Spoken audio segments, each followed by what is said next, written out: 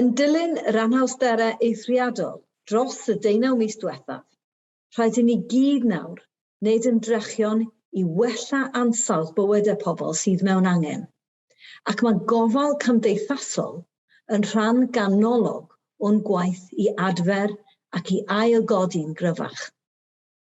Mae heriau sylweddol o'n blaenau ni wrth i ni geisio sicrhau bod digon o bobl yn gweithio yn ein gwasanaethau gofal ar draws Cymru. Gall fod yn waith heriol, does dim amheuaeth am hynny.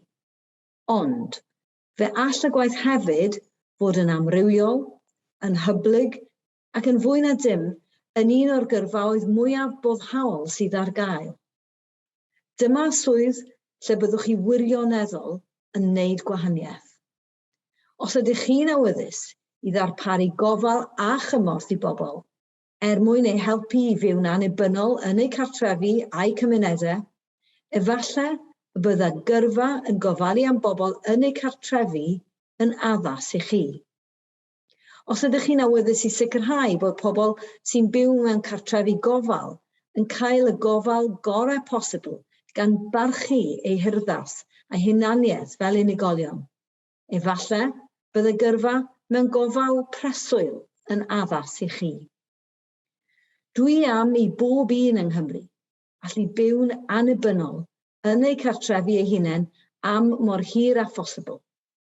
Ond dwi hefyd am i gartrefi gofal gael ei gweld fel dewis cadarnhaol, lle gall pobl a'i teuluoedd deimlo'n hyderus byddan nhw'n cael y gofal gorau posibl.